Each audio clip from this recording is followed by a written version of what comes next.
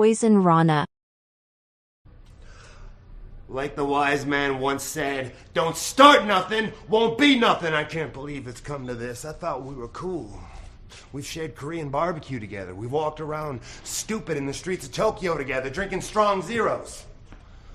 I thought we were cool, but you think you can pick up a microphone and say whatever you want. You think you can put my name in your mouth? You think you can say whatever you want, and just because there's an ocean between us, it won't get back to me? It's time to learn that your words have consequences. I may have never seen a wrestler in the ring, a performer more talented than Will Ospreay. I wish I had just a fraction of the talent of Will Ospreay.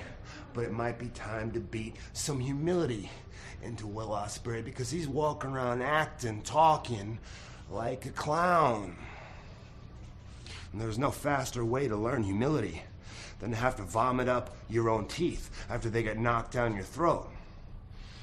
So on April 16th, I'm going to pound Will Ospreay into the mat like a railroad spike. We can do it at New Japan, Windy City Riot, or we can do it in the parking lot. Either way, it's all the same to me. I'll be in Chicago April 16th. Either way. Hello and welcome to Eagles Don't Hunt Flies, the show all about the life and career of one Jon Moxley right here on the Poison Rana Network. I'm your host, Martin Bushby, and joining me, as always, Dickie Bird and Brandon from New Jersey. Lads, it's been a hell of a month. How's it going? Brandon, how are you, mate? How's your month been? It's been good, man. This daylight savings shit is really fucking me up, man. I love driving home from work and then seeing the sun still up, but man, those nights are short and sweet, man. I can only imagine people with kids and stuff like that. Must be another totalitarian state they're in. That is the least thing that they worry about, people with kids. I love how that whole hour that you've either gained or lost is really affecting you, Brandon, like flying to, all the way across the world. It's just that I got life jet lag with this daylight savings. What about you, Dickie? How's it going? You've got baby number 2 on the way. You were off to an AEW show in the past month or so. How was that show? Did you have a good time? We all enjoyed watching it. When we eventually got to see it. Did you have a good time being there live? It feels like so long ago because we also had a cyclone here last weekend as well. So I feel like that AEW show was a while back. Yeah, it was good. Like, I don't have any negative things to say about the show. I thought that each match was hard to find a piss break match, and I needed to take quite a few pisses because I was having a few drinks. Yes, you were.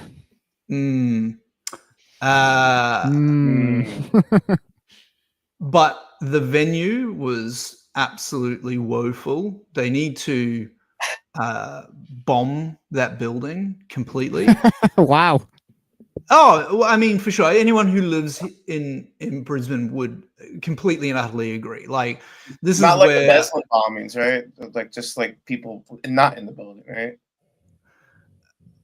Yeah, not in the building. Yeah.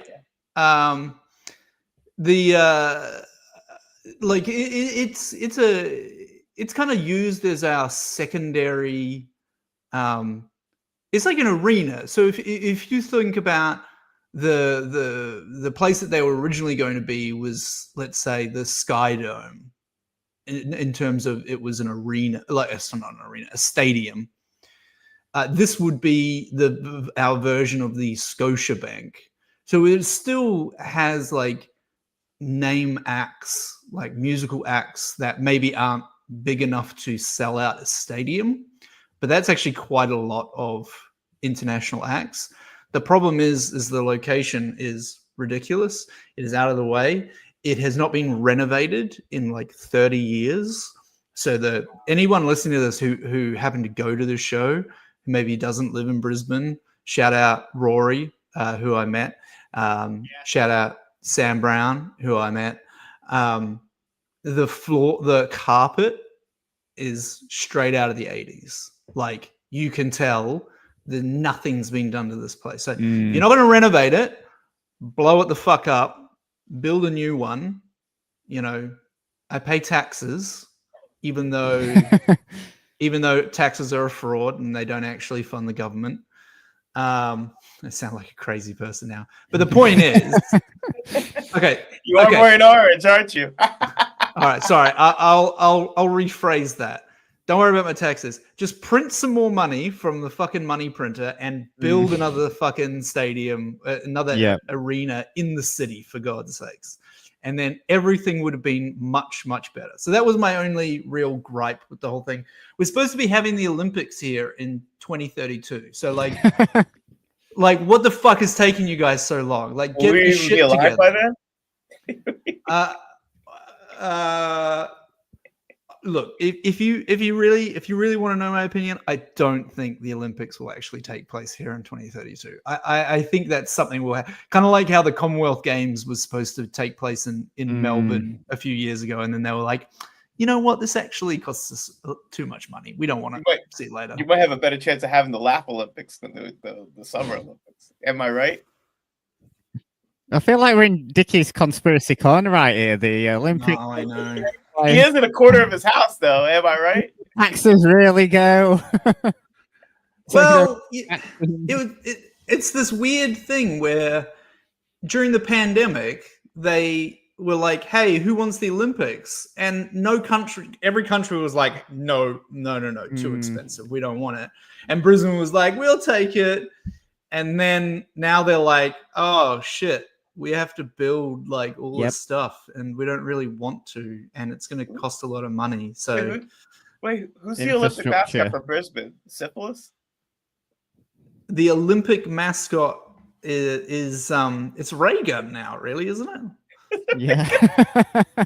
She has got a job for life now. I mean, especially if the Olympics are going to be in Brisbane, she is going to be her brother involved in like some Ponzi scheme? Who knows? Who could be sure? But anyway, lads, let's get back on track. We have got a very special guest joining us this month. Oh my god, I'm so excited, dude. Oh man. But Brandon, calm your excitement a sec. Before we get them on, let's do a bit of housekeeping for the show, because we are going to be winding the show down. Dickie's, as I noted earlier, having another child. Congratulations. And I get to sing the goodbye song when we close up shop today. Yeah, so Dickie is going to be having a couple months off for paternity, so it's just going to be me and Brandon and a couple of guests for April and May. Then Dickie will return for our final episode in June, so you've only got 3 or 4 episodes of this left. And, I feel like we've kind of done all we can do, haven't we? We've talked the high points, we've talked of Mox's career, we've sort of, talked some funny stuff with the Divas and that god-awful film 12 Rounds, part 3. So, he's rubbish. He's rubbish now, isn't he? Moxley's rubbish now. So we're gonna get it. We're gonna get into that one, Dickie. But without further ado, shall we get into this month's episode? Go on, Brandon. What have you got to say before we bring him in? When you eat placenta again, will it be with salt or no salt? Can you say that again? What did you say? Equicenta? Placenta. Oh, for fuck's sake, Brandon. Oh, the placenta, right? Yeah, some people do eat that. Yeah, it's supposed to be tasty. But anyway, I'm sure Dickie's not going to do that. So, anyway, shall we get our guest on? Because we thought we didn't, he seems like he's been Mr. Poison round this week. He was on with Davey and Brandon. But, he's going to be on with us now. We thought a perfect person to discuss Jon Moxley in New Japan Part 2, his matches against Will Ospreay, El Desperado, and Shingo Takagi, is the one, the only. You'll know him from his appearances on Post Wrestling, all the way from Sudbury, Ontario. It's Mr. Eric Marcotte. Eric, thanks for joining us, mate. I'm so happy to be here. Or should I say salut? Do you live in the French part of Canada? You know what? The city I live in is about as French as it gets in Ontario, but I don't live in Quebec, which is where I would be speaking French, perhaps right now, offended at the prospect of having an English broadcast. But no. Hello, everybody. You know, they just had a big fentanyl bust in Sudbury. Oh yeah. There's like, I think like 61 people got arrested. Yeah. Yeah. Oh, is that legit? Is that legit? I thought you were taking the piss. No, that sort of thing happens here all the time. 61 people is a lot of people. Notre Dame man. This is what I'm here to talk. That's like, isn't that like half the population of Sudbury? Is the place going to shut down now? Who's going to run the place? We're probably at around 200,000 people at this point. Good Lord.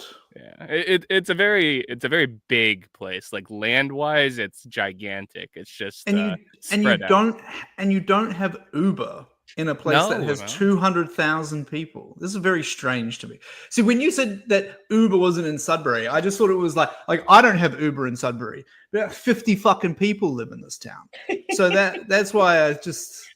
Like, if 61 people got arrested in my town for fentanyl, I would have to be one of them. We have Uber Eats. How does that make sense? Yeah. I don't have all the answers, man. What about the big nickel? What was the big Sudbury Giant mascot? It's just the big nickel, man. Like, it's pretty self-explanatory. I don't know what to tell you. He's a big nickel, Brandon. I kind of feel like they should get Eric to work for the tourist board now. I mean, nobody had heard of this place, Sudbury, until he came on the scene who post wrestling, and now everyone's talking about it. We're obsessed with this. Marty still loves the place.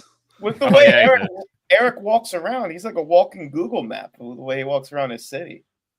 I walk around. Listen, it's a gigantic place. Okay, I walk around a very small portion of it. I walk around my neighborhood. All right? Does anyone else feel like Eric's about to break out into song? I'm always on the verge of breaking out into song.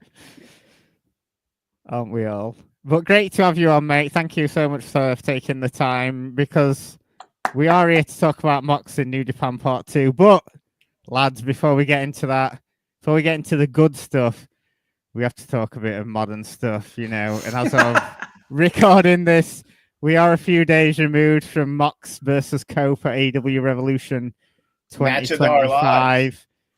And, you know, they have announced that they're going to be doing a rematch of Street Fight on the next episode of Dynamite. And, you know, we did say on the last episode, you know, we tried getting behind this and tried giving it time and space, you know, to see if it wasn't going to turn out that bad. But, you know, the whole Death Riders thing and Cope, you know, for me personally, it's just not worked. And I think it's fair to say for a lot of other people, it's not worked. You know, we're not jumping on any bandwagons or anything. Terrible segments, bad main events. You know, I think, you know, there's a lot of people out there who simply don't like Mox, and, you know, they were pointing to this as him always being bad, and that's simply not true. It's just none of it seems to have worked. Dickie, for me, I don't know, how were your feelings from watching that match on Sunday? Everyone looks like a geek. Christian looks like a geek. The entire point of that contract was stupid. The wrong person is the champion. The championship belt itself has not been seen on this program this year. I mean, I don't really know what else to say except just every month we come on the show and we say, no, it's not good. But in our minds, we're like, it can't get worse. And every month we come on here and it's gotten worse. And what happened on Sunday was funny bad. I have my big problem with it now is that I just have this strange feeling that Mox is going to be the champion all the way until All In.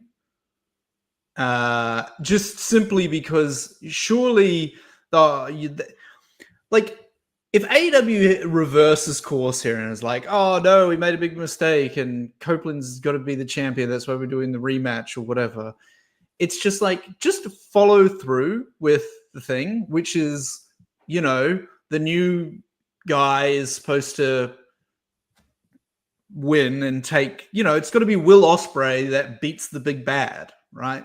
I think it's not as effective if Will Ospreay beats Adam Copeland. It's definitely not a good idea if Will Ospreay beats Swerve, because that means Swerve was another transitional champion, which I think is not good. But then Moxley's got to beat Swerve, or Cope's got to. I don't know. It's just they have booked themselves into a mess.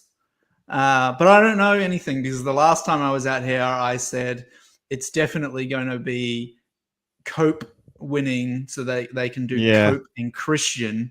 And then Christian came out to cash in his thing, and I was like, here we go. I guess Christian's going to win it, and then we're going to go to... And then it was like, wait, what? Okay.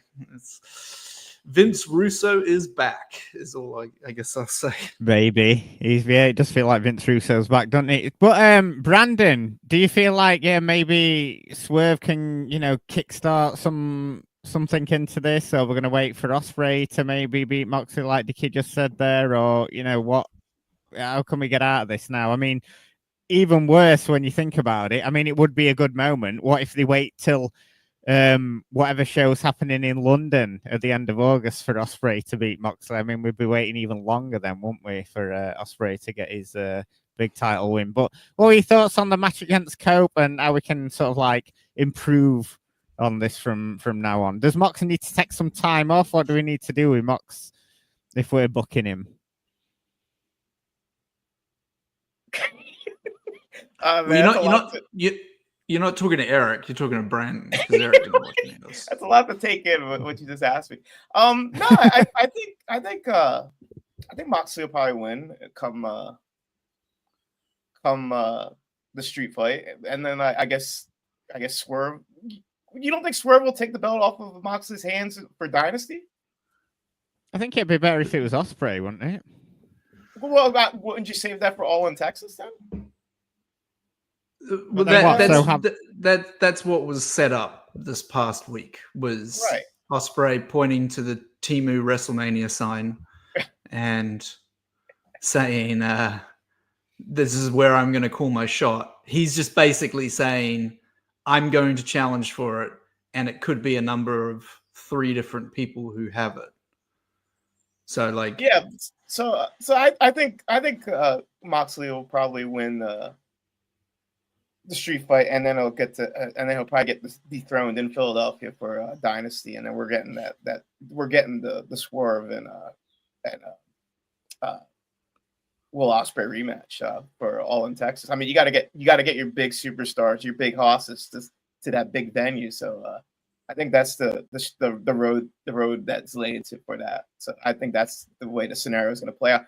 Me personally, I love the Cope run. I'm enjoying all of his bullying and WWE tactics to get over and to main event, and all of his cheap parlor tricks are just singing me songs. They're just giving me content farming for Blue Sky on my Saturday mornings. Has he blocked you on Blue Sky yet? Oh no, I don't think he's on. Is he on there? No, he's a wrestler. It's too woke for him, I think. Exactly, he's a wrestler. It's like if Chris Benoit was a Republican or Eddie Guerrero was a Republican. I think Cope aligns with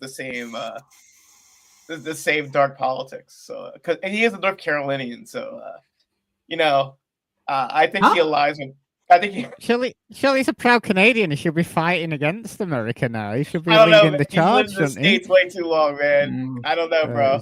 I think he's aligned with the big orange pig and his crew of motley demons, like Chris Benoit and Eddie Guerrero.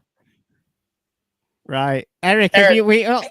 Obviously, famously, you like to watch WrestleMania 4 and 6 and stuff like crap WrestleManias from the past and what have you. But have you been keeping up with sort of modern AEW and what's been going on with sort of Cope and Mox and the whole Death Riders stuff? I've been keeping up with modern nothing. There's nothing that's really grabbing me in the wide world of pro wrestling right now, and I've chosen to just not really watch any of it. And honestly, it's great because I still get my wrestling kick by going back and watching something I already know that I like, or something that I already know is really bad, and I can entertain myself in that fashion. But I don't have to just sit through 3 hours of SmackDown or fucking the 7th Gravity versus Chris Jericho match on Dynamite. There's no need. Jon Moxley versus Adam Copeland. That doesn't sound good. There's nothing about that sounds like an entertaining match or an entertaining feud, and I do not feel compelled to go watch it. Now, if Tony Khan were to be like, hey, guess what? We have Kenny Omega on this roster. Who knew? And they put the world title on him instead. Then maybe I'd be like, oh, okay, that's interesting. That's good. But that doesn't seem to be the route they're going down. What do you think of Coach Small? No, he's the international champion now, Eric. The International House of Pancakes champion. And he's gonna have a feud with Okada. It's gonna be Omega Okada 5. Mid-card Omega, mid-card Okada. Wow. For the to unify the Conta National Championship. We'll Okada Nakamura. We'll have Christian versus Jon Moxley or something headlining the card in a 45-minute plunder match while Kenny Omega and Kazuchika Okada get 10 minutes in. Yeah. Eric, do you think Okada is MAGA? You know what? I bet he's never voted in his life. Yeah. He doesn't give a fuck. Yeah, he just wants to eat In-N-Out burger. He's living with red shoes in that one-room apartment in Queens. He's on that Shinsuke Nakamura, like semi-retired, just living the life, you know. Stopped trying about 5 years ago. Because they were both referees and they're Japanese. Racist pig. Thank you. Yeah, I think Eric might have it right there, actually. Just to go back and watch the stuff you know is good rather than being disappointed with modern stuff, yeah. Like, the biggest problem about the match, it wasn't so bad that it was funny or anything. It was just fucking boring. So, like, you know, Eric and I will watch some 2018 WWE because it is garbage, but it's hilarious garbage. So I don't know. Is Vince bringing back? Is Vince making a new wrestling promotion? Right? Oh my god! Don't even go there. Bring back Benoit and Guerrero, right? The headline. Bring back Benoit.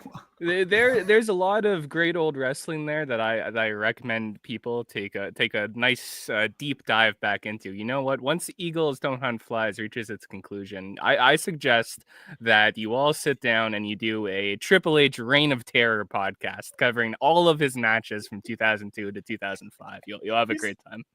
Oh my god! I would get PTSD having lived through that and watched it all at the time. Yeah, I'd just be a gibbering wreck of a man watching all that. You see those pictures of Triple H in Barcelona with Lamine Yamal? He looks like he hasn't slept in like months. That guy ain't gonna make it to WrestleMania with that ticker. Because he probably hasn't slept in months, bless him. It's just power struggle with him and The Rock and Nick Khan, yeah. Helping Road Dogg book SmackDown must be a nightmare. The power struggle with Nick Khan over whether New Jack should be in the game or not. Yeah. Nick Khan was like, I'm having New Jack in. Anyway, yeah, no discussion. New Jack's in there. Like, The Rock's just going to come in. I don't know. You met him, Brandon. He hated me, man. Yeah. Perhaps he thought you were a lefty liberal. Anyway, let's move on to some good stuff. Finally, Mox in New Japan. And Dickie, you selected these matches for us. So we got him against Will Ospreay, against El Desperado, and against Shingo Takagi from last year. And why particularly these ones that stood out for you in your selection box of Mox in New Japan? So this was kind of like... So the original idea was New Japan of America Moxley. Of course, one of these isn't actually New Japan of America, but it's the original choice for the El Desperado match with Jon Moxley was the one in Nashville, which was like SummerSlam weekend 2022, I want to say. But this one I actually felt was even better. The one in Nashville is still very, very good. But the idea was New Japan of America Moxley, and because there's like a slight there's a difference between New Japan Moxley and New Japan of America. Basically, he bleeds a lot in these ones, as opposed to his classic G1 matches, and I guess like with Juice Robinson and stuff. They're not, they're hard hitting and all that sort of stuff, but they're not. Punch me in the face and I'm going to. I think in one of these matches he blades multiple times just to keep it going, kind of thing. It's like crazy. But anyway, so I wanted to do that, and these were always the three that stood out. He's obviously had some other ones, but these were just the three to me that really stood out. And I really wanted to have an El Desperado Moxley match on here somehow. So that's kind of just where it all went to. But I thought it was good foreshadowing, especially if we do get Moxley versus Ospreay at All In. We can at least see what one looks like, and therefore what one could look like. And hopefully we don't all go, it'll be shit, because there's proof that it's not.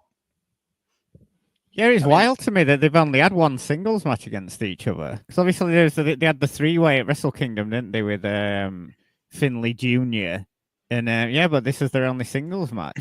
And then there was a four-way at Capital Collision with Tanahashi and Juice Robinson as well. Right.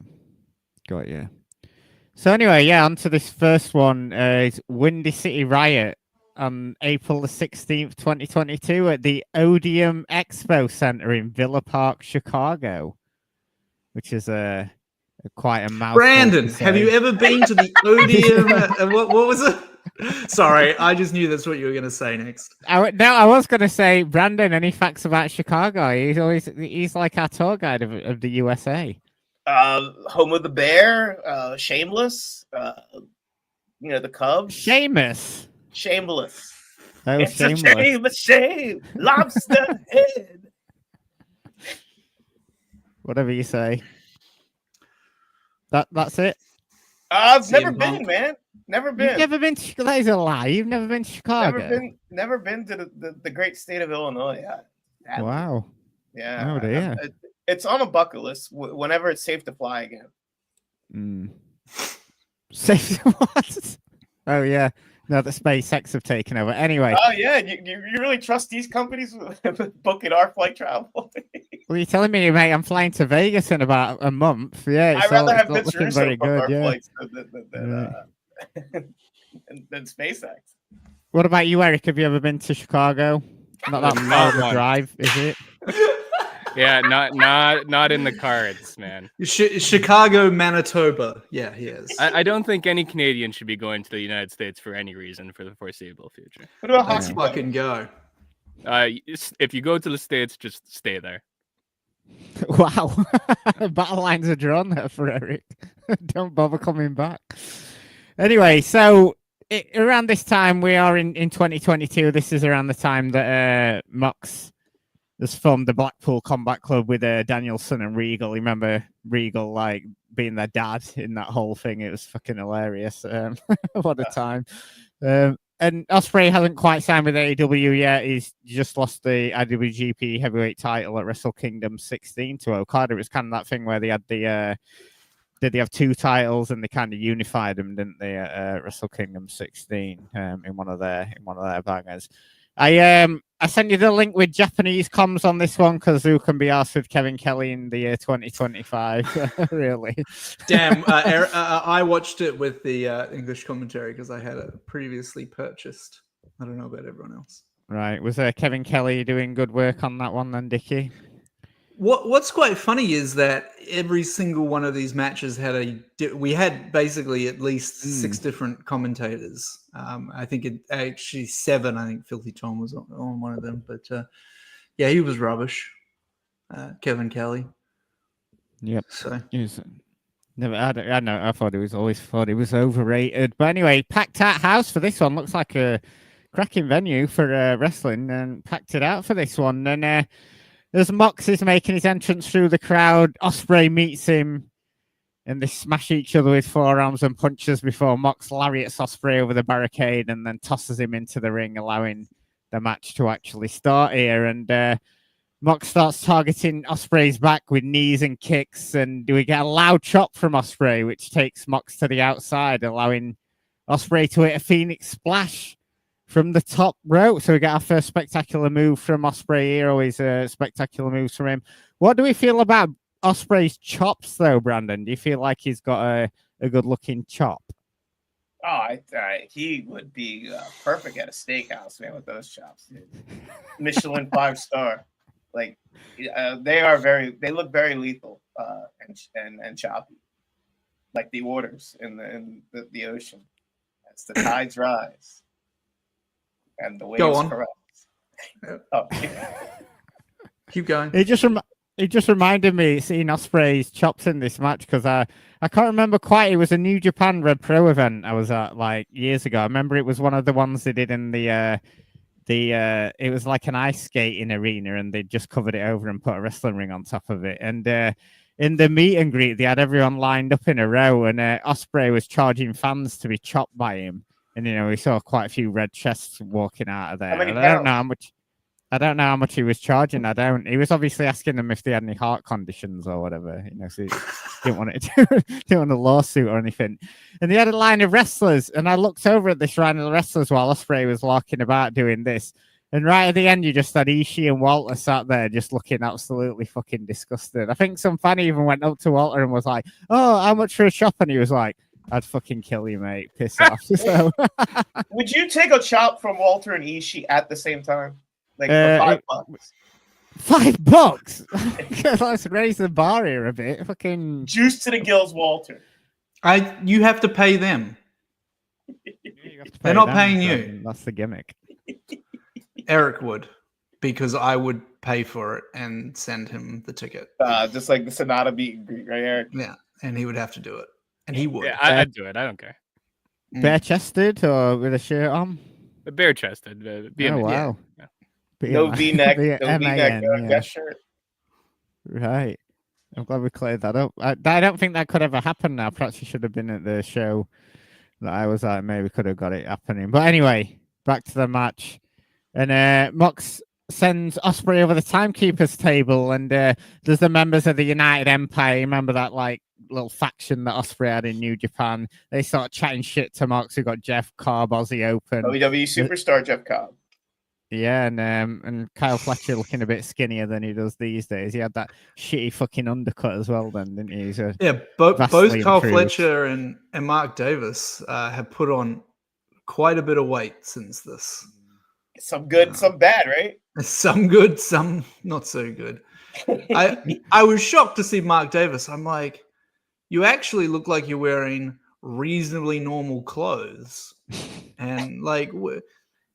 I cannot believe this man when he came out in Dynamite on Wednesday, how homeless he looks every week.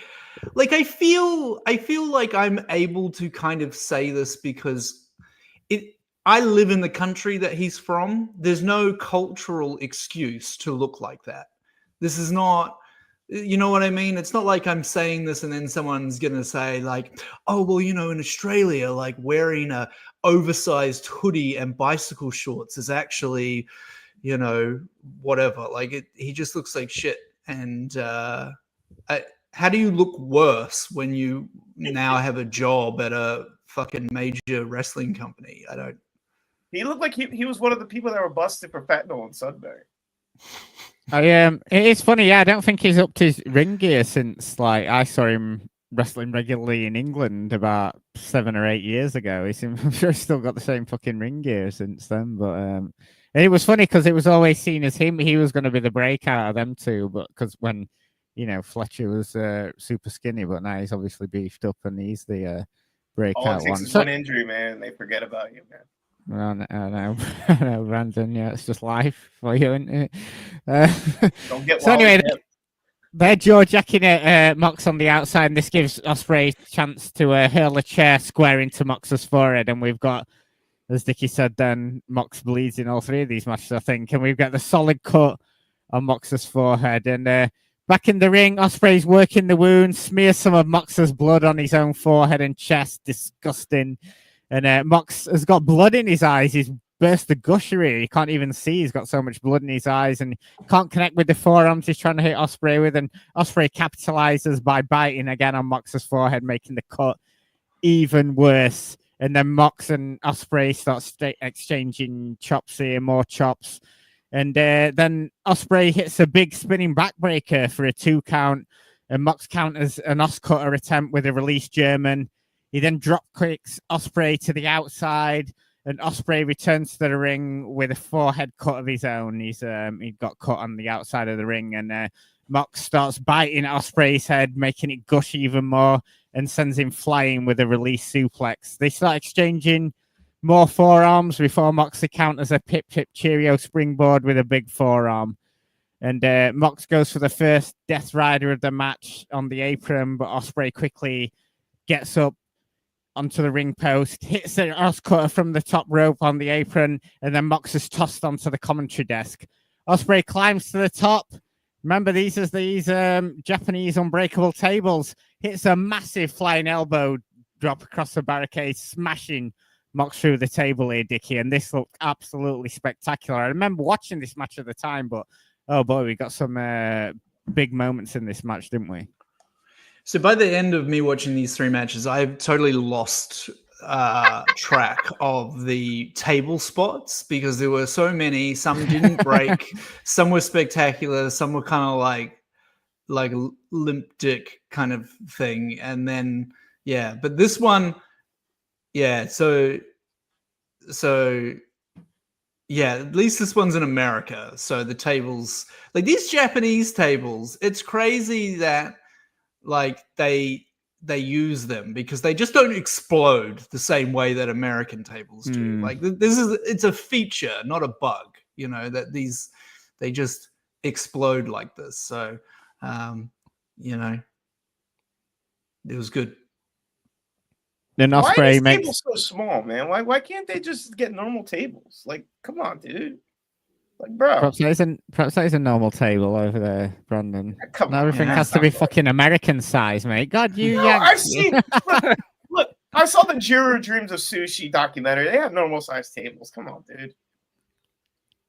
Listen, in Japan, it's a feat. You have to. These tables aren't here for you to just do your shitty little spots with. Okay, you gotta fuck somebody up to throw them through this. This is part of how it's done. When you throw someone through a Japanese table, you have murdered them. Okay, when you throw someone through an American table, I mean, the guy might have just tripped. It's fun. It's funny because Jon Moxley, you know, and I don't mean to skip ahead, but we're talking about the tables now, the Japanese tables. He like puts 2 together and lays his opponent on them, right? Which is like, dude, 2 tables together can like hold an SUV without breaking these fucking tables. Like, what are you doing? Just one. You just need the one. I thought he was committing an international incident by putting those 2 tables together. Man. It was disrespecting Japan like that. Which WWE pay-per-view is that? International. Yeah, there'll have been one for sure. Yeah.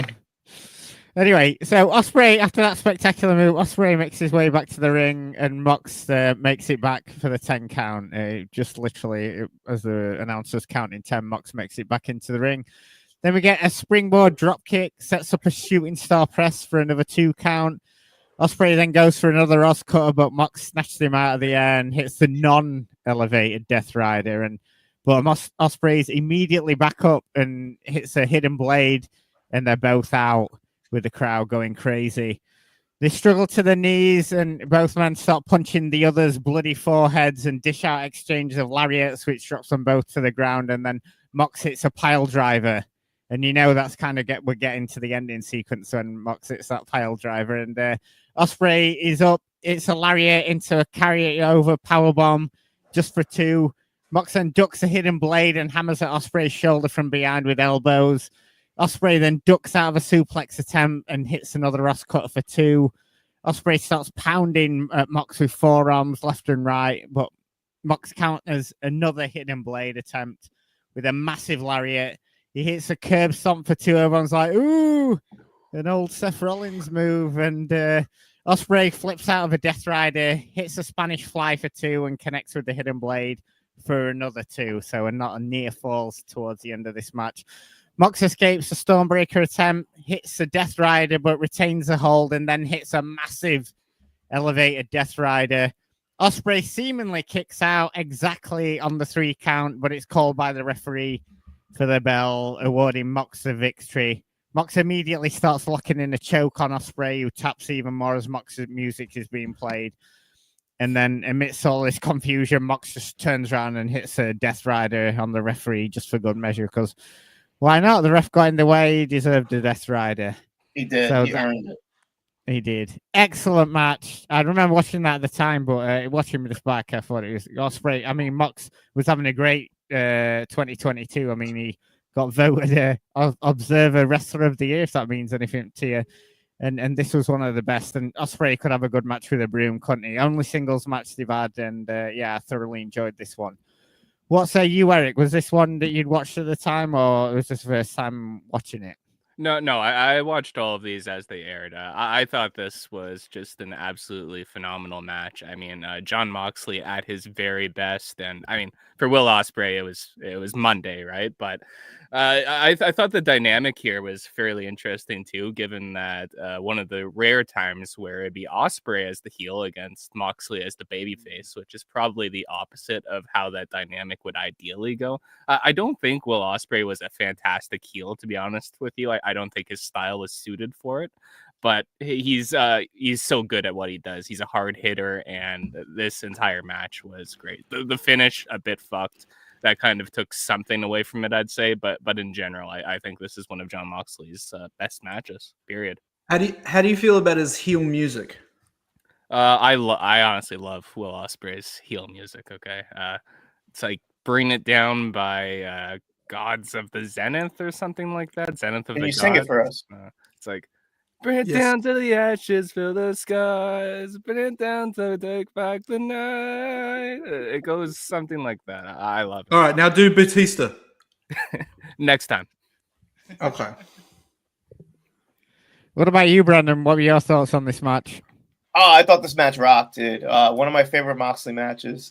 Just absolute bloodletting, baptism of fire. He was starting to really get his legs going with this run of his after WWE. I was like, not since his indie stuff. Like, was he this ultra hardcore violent? So I really dug this match. Only 4 3/4 from Big Dave, and even though he gave the Shingo match 5 stars, I'm guessing that's because he was live in the building there, Dickie. But because he's a hypocrite, man. Hey, what's wrong with 4 3/4? Not enough, dude. Come on. But I thought I preferred this match to the Shingo one, to be honest with you. I think the ending was fucked up. Like, I know the way that you recapped it, Martin, like you made it sound like it was just normal, but I think it was fucked up, and that's cause for a 1/4 of a star, whatever the fuck. Just Dave Meltzer. Who cares? You should release your own newsletter, Martin, with your own star ratings. I know. I'm sure I'd get a load of readers, wouldn't I? I would read it. I'll go back in time and say it up in the 60s, and then, I'll have a big readership by the time I get to 2025. Any more thoughts on this match, Dickie? Oh, yeah, pretty good. It's funny because it's like, I don't know if we had a rematch in AEW that it would be better than this. It's a weird thing. I think I'm like totally kind of like down on Jon Moxley just in general because like this was very good, but as Eric said, like this was just a Monday for Will Ospreay, even though the show was on a Saturday. I guess it's like time zone difference for the UK. It gets really confusing. These UK people just can't fucking calculate time zones. They're unappreciated. So it's kind of a weird thing where it's like it was a really good Jon Moxley match, and it was an okay Will Ospreay match. But I think it's probably good for Will to be like trying to have matches with people who aren't like flippy, sort of an American style kind of thing, just because it's like you put him against Carl Fletcher in a steel cage, it's going to be like an insane match. You put him against Kenny Omega, it's going to be an insane match. But when you kind of put him with people that don't really match his style, I thought he did like a really good job kind of, I guess sort of like during the pandemic, coming out of it, when he packed on all that weight and became a heavyweight and sort of, he didn't change his style, but he added a lot more like aggressive things so that when he does come up against people like Jon Moxley, it's more believable. So like the Hidden Blade, I think is like a really important move for him because, just everything else kind of, it's like Rey Mysterio versus Otis or whatever. Like it's just, I don't know. I don't even know what I'm talking about. Well, I think to add on to I think to add on to what Dickie's saying here, if you look at Will Ospreay's like total body of work and you look at what's widely considered the best matches of his career, it is against Kazuchika Okada or Shingo Takagi, guys who don't really do that same high-paced style of flippy action. I mean, what does fucking Okada do? He does drop kicks and elbow drops, right? He has the most basic money clip clip in the entire industry. And yet when Will Ospreay is paired with a guy like that, it's absolute magic. And I know that's underselling Okada's abilities a bit, but it comes back to the fact where when he's matched up against these guys who have more basic styles, sometimes it lends itself better to an overall package. Which gives you hope for an Ospreay Cope match. I am positive that Will Ospreay could do something very special with Adam Copeland. Cope. It's Cope. Okay, sorry. Yeah, get it right. God damn it. And Ospreay he's probably a massive like Edge fan, isn't he? So yeah, he'd probably be all over that. Yeah, definitely. But really enjoyable match. Great selection there, Dickie. And moving on to match number 2, El Desperado, New Japan Independence Day, Night 2, on July the 5th, 2023. Did you feel insulted here, Brandon, that they were having Independence Day on July the 5th rather than July the 4th? Sacrilege. How dare they do it a day ahead? Is it not Japanese Independence Day on July 5th? Is that July 4th? But which night though, Dickie? They had night 1 and night 2, so exactly, it was 4th and 5th. Yeah. They took it to the next level. They had 2 days of independence. That's how much they love America. Okay, so let's calm it down. Right, America. They were like, fuck the Brits, man. Thank God you booted them out. When did Japan secede from the Confederacy? I know that's not even what Independence Day is, but it was part of California, right? Actually, it would fit kind of. Anyway, I was in Oregon once, and an American person asked me if we celebrated July the 4th in Britain. I was like, yeah, I'd go and read an history book, mate, if I were you. Anyway. I don't know. It's celebrating. Like we're in our part. We don't have to deal with the U.S. anymore. I feel like that's worth it. Yeah, the 13 colonies said, "Hey, what's up, man?" So we're in Korakuen Hall in Tokyo, Japan, a venue that I've been to. Great venue, great seats, nice comfy seats. I was sat right up at the back, and yeah. Did you sign your name on the wall? No, I think I helped put a post wrestling sticker on there, so that was my claim to fame. It's probably been ripped off there now. Were you there for Liger's retirement? I was, yes. Did you clap? Did you clap when Chris Benoit came on the screen? I can't remember. Maybe I did. How come you didn't get me a shirt? He got the loudest ovation. Yeah, it was like, yeah. They still had the picture of Chris. Whatever happened to that guy? They still had the picture of him up in the steakhouse as well, Riviera. As well. In Japan, he's not redacted. We were looking through them all, and it was like Tyson with Owen Hart randomly. I think there was like a WF show at the same time Tyson was fighting over there. Then you're like, that, and then you're like, oh, Chris Benoit sat in this very seat. Yep. Anyway. This very seat. Was the Pegasus Kid there too? He was the Pegasus Kid, yeah.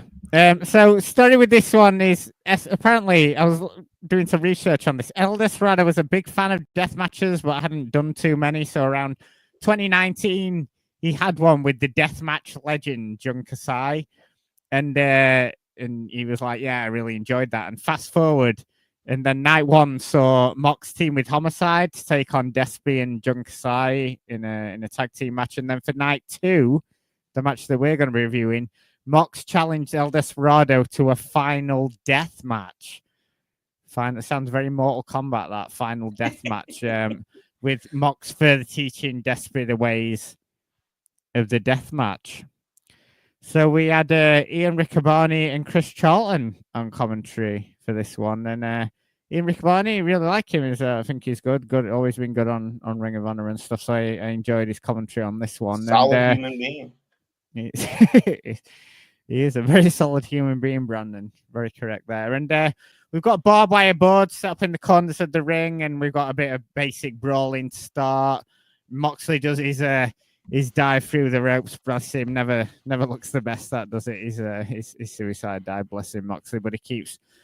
We love a trier. Desperado hits him over the head with a trash can lid around the brawling around the crowd and around Karakan Hall. Look fantastic. And Moxley throws Despy off a short stage onto a table on the floor that's been set up. This is one of these Japanese half tables. And then table doesn't break with Despy getting thrown on it. And Moxley's like, "Oh, I've got to try that again." Puts Desperado onto the table, jumps on it, but again, doesn't break. And so yeah, these Japanese unbreakable tables, and they continue brawling on the floor.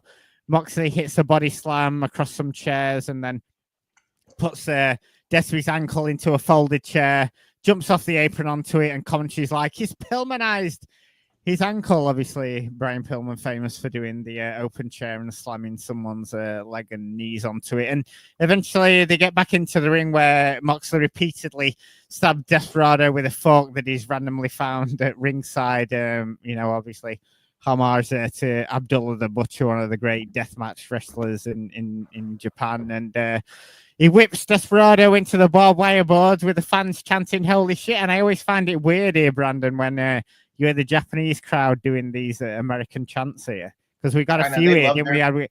We had a "This is awesome," we had a "Holy shit," and we didn't quite get to the level of both these guys and fight forever. But I think if they'd have gone an extra 10 minutes, we might have got that. I was very disappointed we didn't get a fight forever chant in this match, because these guys could fight forever, and I would. I would have wanted to get a "This is wrestling" chant. From a crowd who may have actually seen some of the best wrestling that's ever taken place on the planet. What about "Where the best wrestlers are"? We couldn't get that chant either. What's Max Caster's new chant? Max Caster is the best wrestler in the world, or something like that. That'll be good. It just rolls off the tongue, that one, doesn't it? He's got the same type of pants as Despy. What? Yeah. All right, so continue, man. Back in the ring, Moxley hits a pile driver for a neoform. They go back and forth, and they're back on the ring side, and Moxley finds a guitar, maybe left by Double J in one of his many Japanese appearances, and smashes it. 30 years ago at Corkin. It's the one he left there, yeah. Or maybe when Elvis, did Elvis ever play in Japan? He must have done a gig over there. Oh, he's got. Anyway, all right. Like the tables, this guitar doesn't seem like gimmick at all, because Moxley smashes this thing over Despy's head, and it looks like it leaves a hell of a mark. It looks a lot stiffer than the guitars that Double J normally uses. With the powder in the guitar too, right? Yeah, this would have killed Beetlejuice.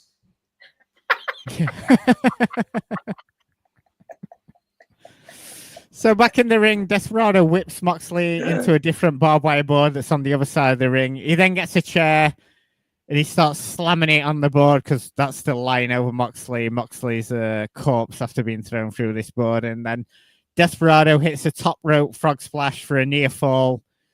Then he goes to another corner of the ring, and I don't know where these were hiding, but he suddenly finds a bouquet of roses.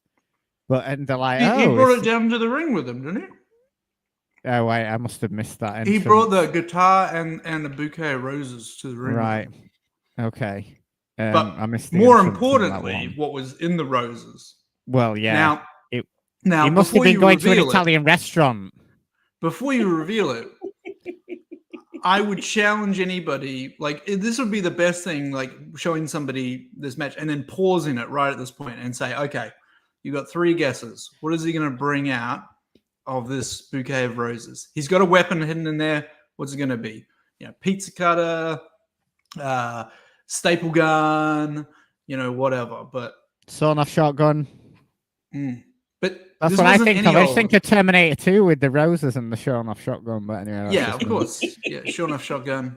And the sawn-off shotgun would make a lot of sense because it's a final death match. So, mission accomplished. And B, I don't know why more people in no hold bar, no DQ matches don't just bring guns to the ring. I just don't get it. Why wouldn't you just, you know what I mean?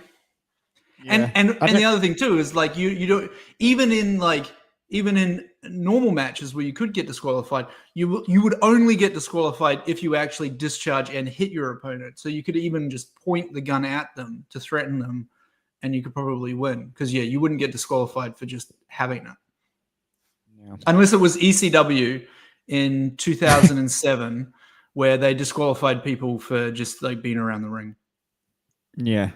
I think they did a couple of gun spots, didn't they, in WWE, didn't they? The Bang 316, and then was it Vince pissing his pants? They had all that thing, didn't they? But yeah. So what did he bring out of the bouquet? What did he bring out? He brought out. He looked like he'd gone to an Italian restaurant. He had some roses, and then he fetched out a cheese grater for his Parmesan cheese. Yeah, exactly. So you used to be a cook. You used to be a chef, right? Yeah. What kind of cheese grater is this? Because it's not just a normal.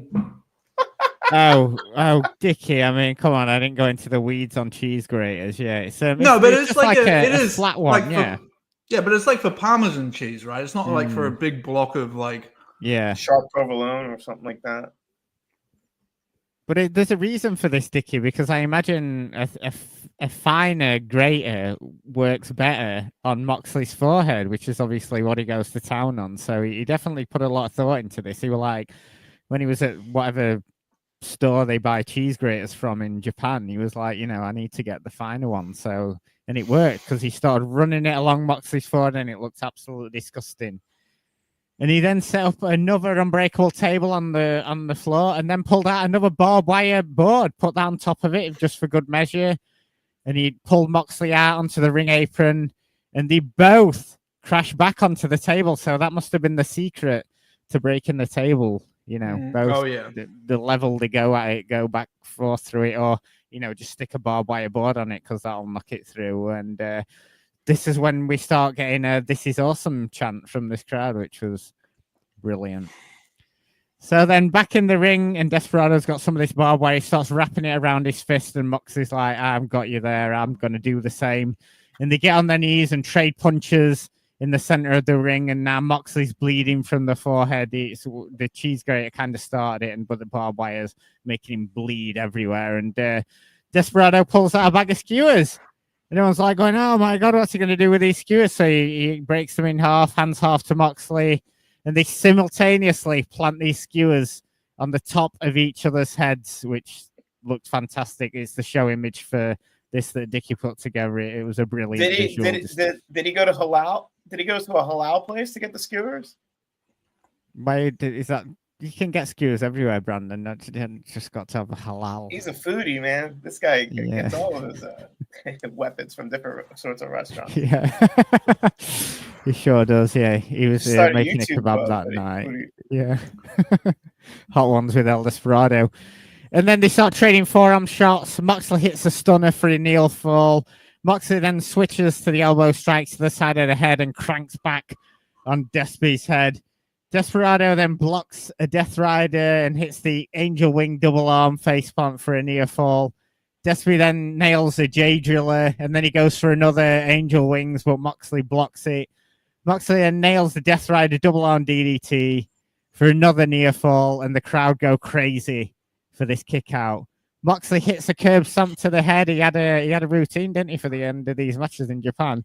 But Desperado pops to his feet. Moxley then hits another Death Rider for the pin, for the 1, 2, 3. So another win for Moxley. Loved this match. Felt like a sprint. I mean, it's like a 22-minute match, but it goes so quick, real fast paced. The story of El Desperado, easy for you to say, not being a deathmatch wrestler, and Mox taking him to the paces. Tons of 6 spots with the guitars, the skewers. Crowd was really hot for it, loved it. And Mox got on the mic after and said, "When I'm in Japan, I'm the king of New Japan." And he left the Japanese crowd with that. So, Eric, I'm assuming you watched this one at the time. How did you find it watching this one back? Are you a deathmatch guy? Do you enjoy all these 6 spots with the skewers in the heads and the like? Oh, yeah, I absolutely love it. And I love this match. I think it was my favorite of the 3 that we're talking about here, although the Ospreay match is certainly close.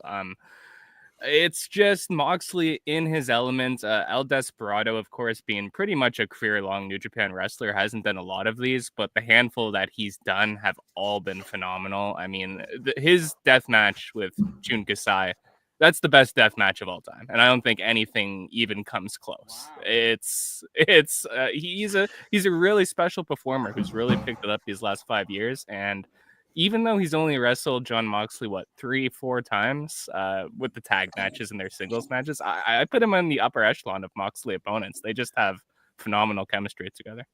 That Jun Kasai match, was that the one that we watched in Toronto and I was off my face? Yes. Okay, because I can't remember. So obviously not. Yeah. Okay. Yeah, it was good. We should watch that again. I don't remember it at all. Thoughts on this match, Dickie? Your second pick? Yeah, this is a tough one for me because, like I said at the start, like I wanted to pick the Nashville one, but I went for this one because it is technically better. But I was just very sad that we didn't get an appearance in this particular match of the half cut off aluminum cans, like Coke cans stuck to a board. I don't know. Is there a better way to describe that? No, there's not a lot of signature weapons in wrestling right now, but El Desperado's half cut up board of Pepsi cans is my absolute favorite. I was disappointed it didn't make an appearance. Yeah, so it made an appearance in the Nashville match between these two, and I believe it was in the tag match with Homicide and Jun Kasai the day beforehand. So I don't think they reused it. So I was a bit disappointed with that because when I picked this match, I was kind of like, oh, I think it makes an appearance in this match, and it wasn't. So a big thumbs down from me. No, I'm just kidding. A very, very good match. So yeah, I mean, it's good stuff. Look, I'm a big El Desperado fan. I think that he was one of the, to me, the nice surprises that kind of came out of more recent times. Maybe not more recent times. I learned today that this week 5 years ago the pandemic started, and I was just like, oh my god, that doesn't feel that long ago. So El Desperado, Eric, you maybe correct me on this, but he sort of started to become important in New Japan, like in 2019-ish, right? Like just before. I would say when he really hits the next level is during the pandemic. Like he's a regular fixture of your junior heavyweight division, just as a kind of like mid-card guy. Then by like the end of 2020, he's an equal to Hiromu. So he takes a big jump that year. Yeah, so he's always been like a nice, pleasant surprise of kind of more recent times. And bit of a shame that match with Dookie at Wrestle Kingdom kind of got cut short, because Dookie's like the next one who's kind of like, now an absolute kind of joke performer that we laughed at for his dumb name and his fucking stupid outfit all these years, and he just suddenly got really good. And then all of a sudden, he's featured in some bodybuilding competition Yeah. for New Japan, and you're like, whoa, whoa, whoa, whoa, whoa, whoa. Let's go. Brandon, thoughts on this match? I thought it was a fun match. Like you said, the chemistry between them two is like ridiculous, and they always put on a top tier performance. Love the violence. It was awesome. I definitely enjoyed it. How does this differ to the other match then, Dickie? Is that less of a sort of like violent skewers spot to the head? No, the skewers, right? That's the only difference. So, from what I believe, it's like it's, I don't know. I can't remember because I didn't watch it. I mean, I have watched it before, but it's been a while. But I think it's just another match on the card and not as hardcore. It's not a final death match, you know. It's just a normal death match. Yeah, it's just a beginning death match. Right. On Cage Match, on Cage Match, this one was rated better than the other one, so it's pretty much. We should have just done a best of Mox versus El Desperado. Anyway, on to the final match. It's the match against Shingo Takagi, the Mox's big 5-star match from 13th of January 2024, and we are in Battle in the Valley in San Jose, in the San Jose Civic, California. Brandon, you ever been to San Jose in California?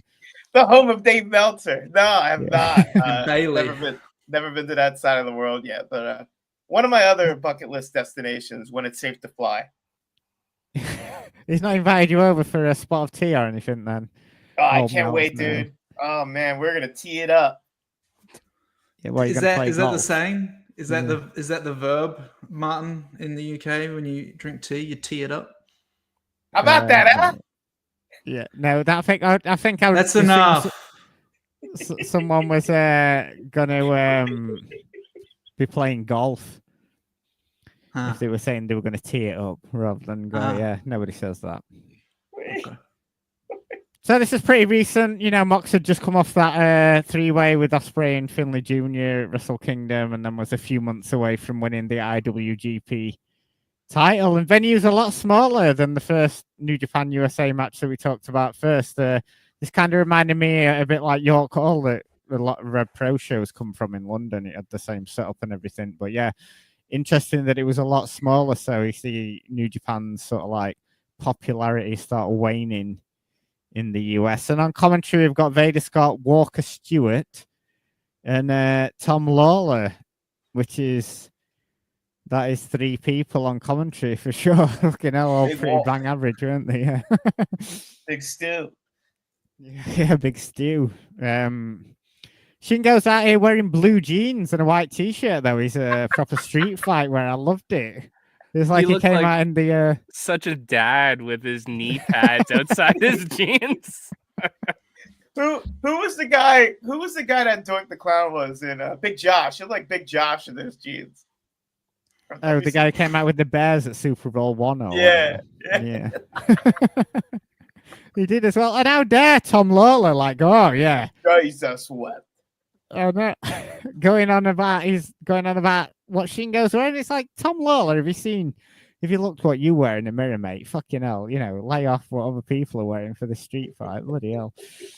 So we're into it, and they immediately start trading forearm strikes, roll to the floor, and Shingo suddenly pulls out 2 kendo sticks, and you're like, ooh, what's he going to do with these 2 kendo sticks? And he throws one at Mox. Mox, smooth as ever, got his hands behind his back, and he just grabs the great catch. He'd certainly be good at cricket, wouldn't he, Dickie, if he ever tried his hand at cricket. Great catching there by Mox. I don't give a fuck about cricket. Give over. What about cricket wireless? Am I right? You love it, really. They start dueling with them like a pair of kids with some fake swords, and then Moxley gets the upper hand and starts shoving a kendo stick into Shingo's mouth. Moxley then hits Shingo over the head with a garbage can lid, and then he gets this big chain out, starts wrapping the chain around his fist, and starts laying into Shingo with some of these chain fist punches. They finally back in the ring, And Shingo hits a snap suplex and a senton. Sort of brawling back onto the floor again, and Shingo's bleeding from the forehead, and Moxley starts hammering at the cuts, trying to get some more blood out there. Then back in the ring, Moxley puts a trash can over Shingo's head and hits the can with the kendo stick. And it's always funny when they do stuff like this, because I imagine, you know, it probably hurts your ears getting hit with a chair or a kendo stick when you. Is that what it is? Why is commentary never like sold that? That makes so much more sense. Surely they like no one buys that. Like what? Like it's a fucking helmet the guy's wearing. You know what I mean? In fairness, I think in this very match, Walker Stewart on commentary says that. He says, "Oh, he's messing with the equilibrium of Takagi." Or oh wow. Okay. Yes, but fucking all right. Good Walker Stewart impression, Eric. Thanks. Yeah. But I mean, like that's too clever. Okay, for wrestling fans, you need to, you know, spell it out for them. But yeah, he was messing with it. As Walker Stewart said, "Oh God, I was dissing him at the start, and he's proved me wrong here, old Walker Stewart, messing with Shingo's equilibrium here was Mox, you know, trying to daze him, and you know, I suppose it's what they do to what they do, like sensory deprivation, isn't it? It's what soldiers do to people when they're torturing them. So yeah, perhaps there we go. Looking a bit dark there. So Moxley breaks the kendo stick and starts jabbing shards of it into Shingo's forehead, and crowd chants, "You sick fuck." Moxley then hits a pile driver. We didn't hear that one. We didn't hear that one in Japan. That's that would have been fantastic if we got that one.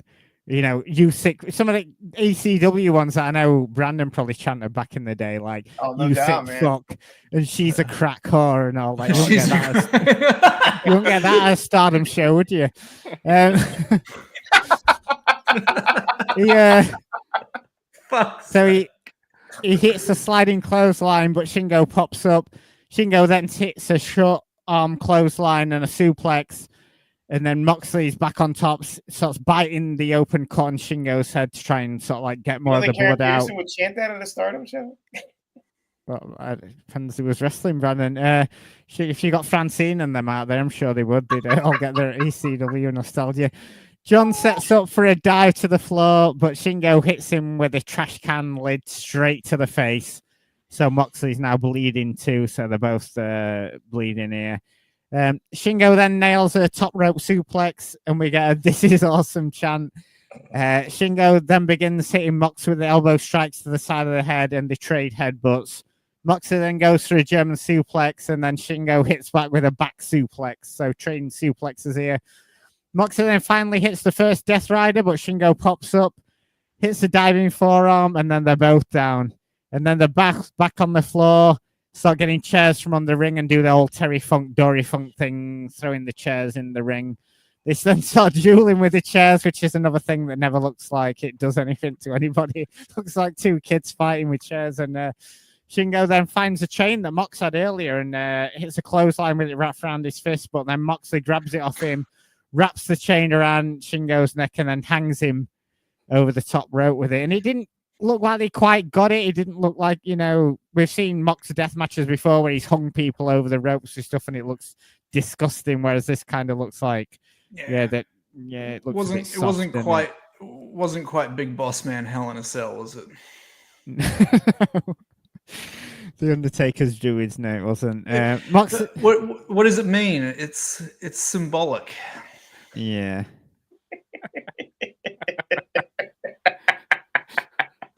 Eric, we watched this with Eric recently, obviously. It's symbolic. Shitty wrestling. Michael Cole saying over and over while the Big Boss Man died in the middle of their biggest show of the year that it's symbolic. What does it mean? What does it mean? 8 times in a row as Big Boss Man's getting hung, like clearly just getting murdered. He just keeps going, is this symbolic? To emphasize that he's not really dead. Didn't he die after too in real life? Yeah. He didn't die on that very day though. He didn't die immediately after the match, Brandon. He didn't go to the back and fucking have a stroke and die. When Ray Traylor did actually pass away, it in fact wasn't symbolic. He just came to the end of his life. So I remember just to completely sidetrack onto WrestleMania 50. I remember a bunch of us. I was like, what was I, like 16 in 99 or whatever? There was a bunch of us. We were all big into Attitude Era. All got a load of beers. Went round to my mate's house, and I think it was around that match. We were all hyped to watching it. We're like, yeah, Attitude Era, Austin on top, blah blah. I think around we got to that point of the night, and my mate would turn around and he was like, this has just been a load of shit, hasn't it? I can't believe we paid like £10. We'd all pooled in together to, pay £10 to watch it or whatever. But X-Pac versus Shane McMahon was the third best match on that card behind Butterbean and Bart Gunn. Oh yeah. Oh well. Speaking, I'm going to see Butterbean in Vegas. Oh yeah, let's go. Butterbean versus fucking Minoru Suzuki. Oh, yeah, Let's fucking I forgot go. about that. What the fuck? Dan Severn as the special ring announcer, ring enforcer. I can't wait for that. So God, he's the ring announcer. Just be like, here comes Butterbean down to the ring. Back to the match, and Moxley gets a table. Luckily, it's an American table, so big size will it cushions your fall a bit better. Bigger and more shit. The American table. What a great sales pitch. Bigger and more shit. Wipes his bloody forehead all over the table. That was a new spot. I've not seen Mox do that before. Shingo then, of course, it's a Japanese wrestler in America. He has to spray green mist into the Americans' eyes. But Moxley rallies against it. It's a second rope Death Valley driver through the table. But then Shingo is back, hits Mox with some shards from the table that have shattered everywhere, and then clothesline for a near fall. They start trading forearms again. Moxley nails a stunner, then a curb stomp, then a Death Rider double arm DDT for a believable near fall. Moxley then hits elbow strikes to the side of the head.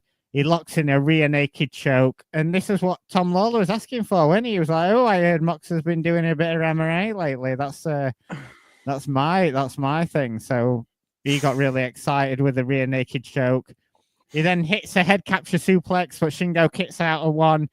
He then nails another Death Rider onto an open chair that he set up for the pin and the 1, 2, 3. So really good match. Enjoyed it. I feel like it took a while to get going, even though we did have the sort of like kendo things and that. I don't know if it was me because I'd been working all day and I was a bit tired and I watched these matches all in a row, but I felt like this was the weaker of the 3 matches. Apparently they've only had 2 matches, him and Shingo. This and the G1 Climax in 2019, but once it got going, it really picked up after Mox sort of hitting the elbows, hit the elbow through the table, and then we got into the final sort of 10 minutes in the finishing sequence. But yeah, enjoyable match all in all. Dickie, thoughts on this one? I remember watching this and just thinking like, I'm a big Shingo fan. Obviously, like he should be. They kept talking about how he's like one of the greatest never open champions in New Japan history, and I just wanted to puke all over the ground at what a waste that is for this individual. So I guess like to me, I really loved this match because I didn't really want to just see a normal Shingo Moxley match. I mean, we've already seen that in the G1. Correct me if I'm wrong, it wasn't particularly memorable.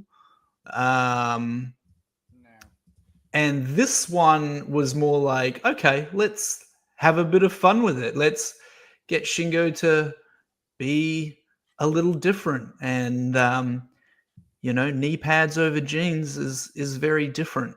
You know what I mean?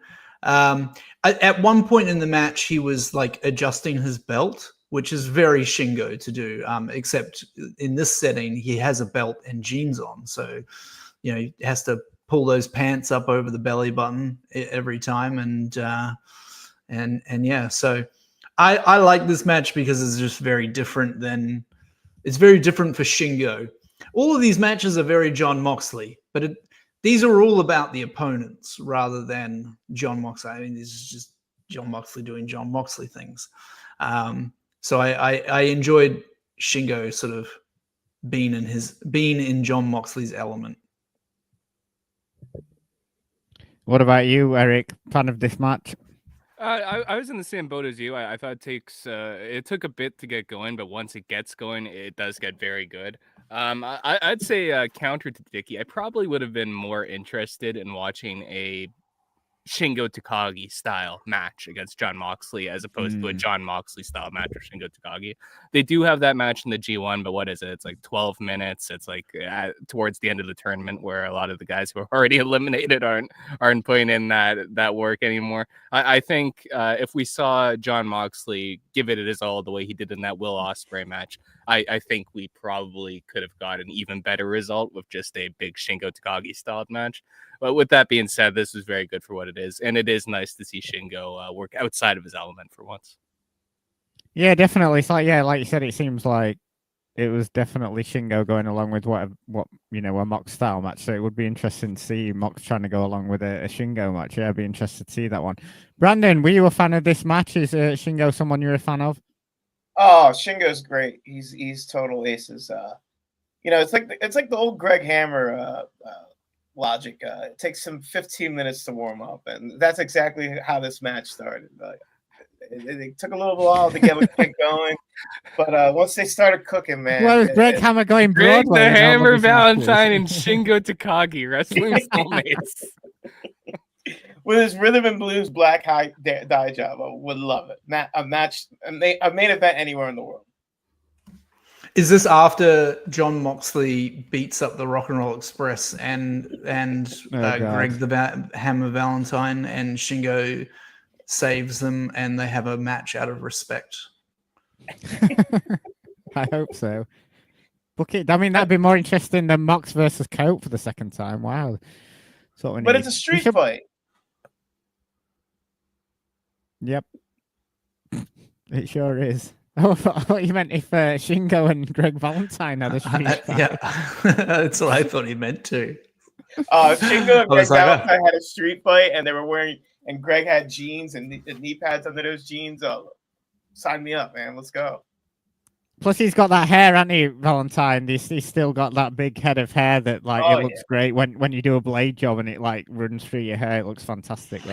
These two men would spend the first 20 minutes just pulling their pants up over their belly button, both of them. It was like Mama in Valentine's case, yeah. It's like Mama Fratelli from the Goonies now, too. Did Greg the Hammer Valentine used to be a junior heavyweight as well, Eric? Oh yeah, that would have been a hell of a weight cut. They'd have to have a dog collar match, wouldn't they, in honor of Greg Valentine? But anyway, Dickie... Madman Fulton versus Greg Valentine in a dog collar match. Let's go. Yeah. But 3 great matches here, Dickie. Well selected. I really, really enjoyed them. It was nice to sort of as we are winding down this show, to just have some that we didn't have to go too much into the sort of backstory and stuff behind all the matches and just watch sort of 3 really good matches. Mox in Japan. So yeah, you had some good stuff in New Japan. Yeah, I enjoyed it. Any final thoughts before we head out of here, Richard? Who? You, Dickie. All right. The cricket umpire. Yeah, I mean, what? Just final thoughts. Totally, or just about just on these matches or Mox in New Japan. Yeah, it's a weird thing because if you look at it from a Moxley standpoint, he's kind of like me. He's clearly sort of lost a lot of interest in certain things, but I feel like this is still a thing that he loves to do, which is wrestle in a Japanese setting. Obviously, I don't want to say wrestling in Japan because 2 of these matches did not take place in Japan. But I mean, and one of these people is not Japanese. that he wrestled. But the New Japan style, I think he still really likes. But unfortunately, over the past 12 months, so last year, we saw him become the champion, the IWGP champion, and that wasn't very good. So I don't, it's kind of a weird thing where I feel like he's in his element in these 3 matches, and he would happily just keep doing this for no title, just hardcore matches. The other guy always does the job. I think he's happy, Yeah, the other guy has got to always do the job, hasn't he? Yeah. I was thinking about that. I was thinking, would he be? I mean, obviously he's not going to move to Japan or anything, is he? But would he be better with a longer run? And I kind of feel like his IWGP title reign. It's what matches did he have for that? He kind of had the 2 with Naito broken down, as we all know. Will Hobbs. He had one with Will that's Hobbs what I mean. on Dynamite. He had Will Hobbs on a random Dynamite. And then who else was he? He had another one on a random Dynamite. Oh, yeah. It was a lumberjack match with Evil at Dominion. It was a mid-card IWGP World Title match. Oh yes, with all the Japanese granddads as the lumberjacks, aren't they? Yeah. No. What about when Big Show got suplexed by Will Hobbs off the car? Yeah, and we never saw him again, except he's been on Ring of Honor, so we never saw him again. He must have done the Japanese table. It's so weird. Like, have you seen what Shota Umino looks like now? These guys are like so out of fucking sync because the whole, like, they should have done the story of like the teacher beats the master or whatever. I'm pretty sure Jon Moxley also had a match against Red Narita or something as well as a fucking mid card. Nothing. I believe that was in that run too. But is it Red Narita or Red Narita? You tell me. You tell me. But yeah, the way that I don't know if Martin, you've seen what Shota Umino looks like now. He's shaved his head bald completely. Oh, was he? Wow. So you must be a big fan. He's dropped the pink outfit. He's not trying to be Tanahashi. He doesn't drive a Honda motorcycle to the ring anymore. That was a bad choice. He looks like the proper protege of Jon Moxley, except this would have made more sense if he did it last year rather than this year. So it's all a bit of a shame. My problem with all these promotions crossing over is they don't have a fluent storyline. I mean, some of these promotions don't have a fluent storyline within their own promotion. But I think if Jon Moxley had a choice, he would just go wherever there was no politics. Is he fully bald now? I don't look like he's gone the whole hog. He looks like he's for listeners on the podcast, I've just put a picture of him up now. So this scared the shit out of me because I wasn't looking at my screen. I was looking away, and then I looked back to my screen and I just see this. What the hell? Like I wouldn't say that that's a bald. I wouldn't say that's a bald person, but I completely forgot that he lost a hair versus hair match.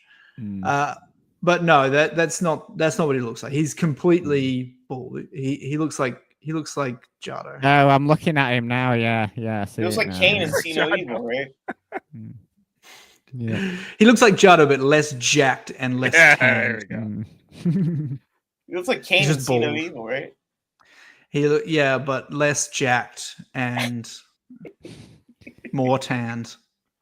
But yeah, I do agree with you. They should have done that storyline by now, or at least tried getting him, Umino over to AEW. They should have had Umino beat Moxley for the title. This is what they want to do eventually. Like, it's just, but they're not. They weren't ready. Don't get me wrong. Like, they're just like out of sync. All of this shit's out of sync. So Jon Moxley doesn't care. He just wants to go wrestle, cut promos without people giving him a script, and just fucking just bleed.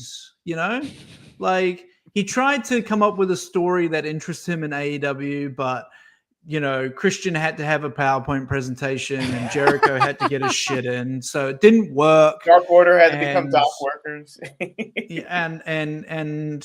When's his contract up? Because I think he's going back to the Fed. Well, he just signed another one. Didn't he sign a 5-year contract last year or something? So I don't think it was last year. I think it was 2022. Right. Oh, right. So when I was over there for GCW, because that was the whole controversy where that was his last match, and people tried to put 2 and 2 together that it was like because he just signed a new contract. So it's not too far away. Oh yeah, because that was the whole thing about him and Punk, weren't it? During that summer, was that 2022? And he was just like, "That's right." In fact, the whole match with El Desperado, SummerSlam weekend. He was AEW champion, wrestling El Desperado in Nashville, and he clearly stated that he was not under contract. He did not have a contract, and he could have walked into SummerSlam as the champion. And I was over there September, October. So I was over there. He had just signed it after that. Yeah. There you go. What could have been? I always felt sorry for Shota Umino because he came over here to do his excursion just as the pandemic was about to kick in. So I think like the last wrestling show I went to was like Shota Umino making his debut at 10 minutes away from where I live in like some fucking shitty nightclub that Red Pro runs up here. Then he come over here to make his debut, and then like literally like 2 days later they're like, "Yeah, we're going into lockdown." So and he lived in a flat with a bunch of smelly people or something, right? What was that whole story? Didn't he complain about? Yeah, something. Oh, yeah, or he didn't have enough room, or people were partying all night, or whatever. And it's like, well, yeah, poor guy. Anyway, Eric, any last thoughts or conclusions as we come out of these 3 matches? I think you can see that Jon Moxley really enjoys just being in this New Japan environment, whether it's the proper Japanese shows or even the US shows. It's kind of the same thing with Kenny Omega, where he said as much, where he's like, he vastly prefers wrestling in Japan, but the truth is they can just make so much more money in AEW on a way easier schedule, right? And I think of all the catalog of Jon Moxley matches that's been covered throughout the duration of the show, I think this is probably the strongest trio. There isn't really a miss here. Even the Takagi match, which I placed third among them, is a phenomenal match for anyone else's standards, right? When we talk about that title run, it's rough, but we went over it, right? He's facing the absolute corpse of Tetsuya Naito. He's facing Evil. I mean, I don't really pin a lot of that on him. With that being said, I don't think they should ever put the title on him again, because I don't think it's intelligent to put your world title on a guy who doesn't even work there. But New Japan makes a lot of baffling choices. Yeah, I think yeah, I mean, we were all excited at the time, but then you look back now and you're like, oh, it just seemed like it was like up there with sort of like Bob Sapp as being like one of the bad IWGP title runs. Yeah. Brandon, any final thoughts before we get out of here? What a trio of matches we're going out to. Incredible choice by Dickman Bird. Incredible. Love the blood, love the sweat, love the tears of the match. Competitive nature of all the gentlemen involved. They worked hard. Incredible stuff.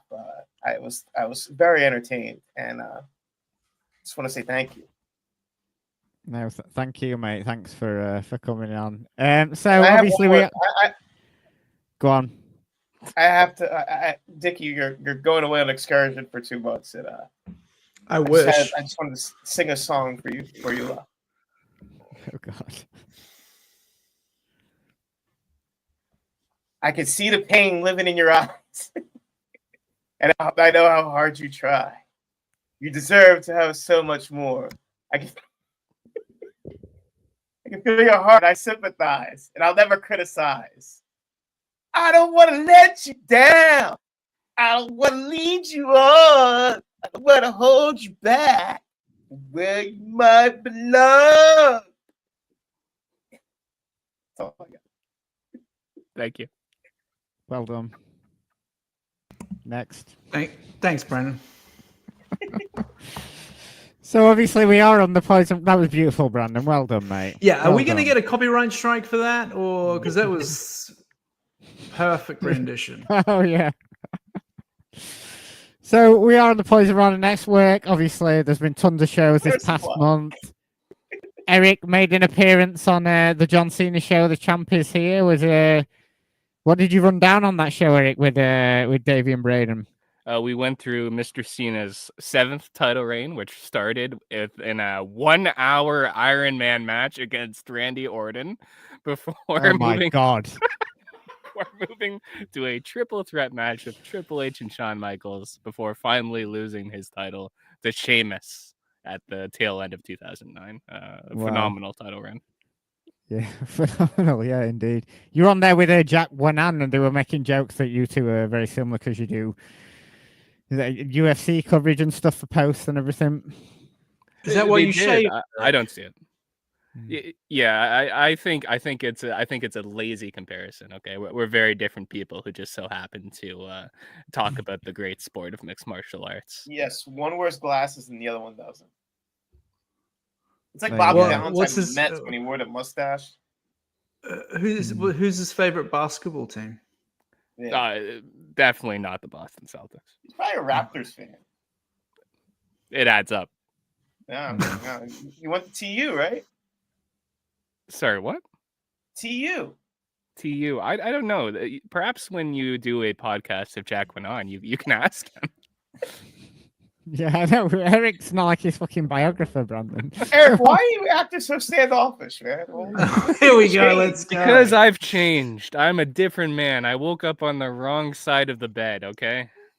You know, so anyway, Eric, you're a guest on our show, and to me, like, to be a man, an MAN, you have to show a display of character, and you have to act accordingly.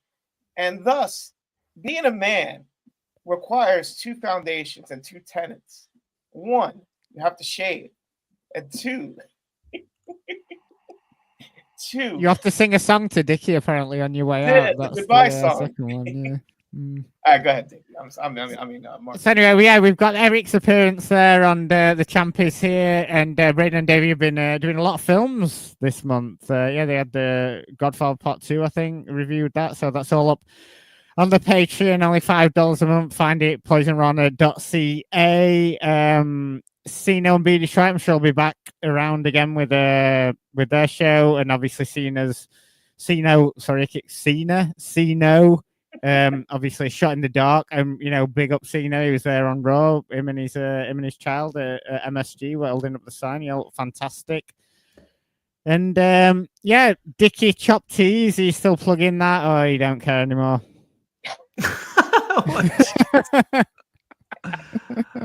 I mean, the website still exists if anyone wants to buy anything. I mean, it really just runs itself, to be honest. Yeah. Did you sell all the jackets? The jackets. Did you sell them all? I know you're having a big sale. Yeah, there's only a few left of a couple of like the Lapsed Fan and the 4 Pillars jacket left. So I'll probably put out I'll put out a thing, but they're currently 40% off. So feel free to whatever. So yeah, that answers your question. And hey, before we get out of here and wish all the congratulations to Dickie Brandon, you've got a little special day coming up this month as well, haven't you? A little birthday coming up. What are you doing? What are you doing to celebrate that? Thank you. Yeah, another trip around the sun. Yep. Happy to be here, man. Happy to participate, man. It's good to be alive. Appreciate the thoughts and prayers in my country from all of you, and we're all in this together, man. We all got to stay together. You are on your own, buddy. Sorry.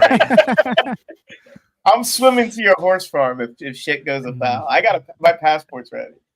There's 3 of us in the Commonwealth, and there's one of you who wants to be nowhere near us. So, Yep.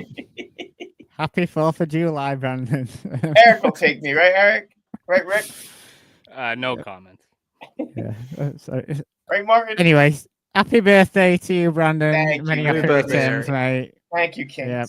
Thank you. You'll be collecting your retirement check no time. Oh anytime yeah, soon. that'll be gone soon, huh? The 401k or whatever you have over there, whatever that bullshit is. Yeah. I see Liz Truss wants to up the retirement age to 80. How do you feel about that, Martin? Yep. Well, I mean, she's gone over to America now with all the. They can have her. They're welcome to her. I don't think anyone. Yeah, nobody takes Liz Truss seriously. So we're all gonna die on the job, aren't we? How exciting! On that bombshell, congrats, Dickie. Good luck. We're all gonna die in a last man standing match at our jobs. Yeah. Good luck with baby number 2. Yep. I will just say thank you to everybody who's ever listened or sent nice messages and so forth. Really do appreciate it. And it's been fun and a wild ride. And I'm saying this because there's no guarantees that I will actually return in 2 months, but we will see. I've never had 2 children before, so I don't know really what's going to happen. Halfway to JP, mate. Yep. Halfway, a quarter of the way, maybe. I don't know. How many's got? 8. Something like that at this point. Eric, any final plugs from you before we finally put an end to this thing? Yes, Eric. You tell us about your kid coming up. You can find my work at postwrestling.com. That's all I got. Postwrestling.com plus Eric Marcotte, and then it'll all come up for you. So thank you to everyone for listening. Ambrose, me and Brandon will catch you next month with some special guests and a whole lot of Moxley talk. We're gonna knock this part. We're gonna kick people's asses in the next few months. We are going to miss Dickie, though. Absolutely. And congrats to Dickie and Mrs. Dickie. And happy birthday, Brandon. And we will catch you later. And thank you, Eric.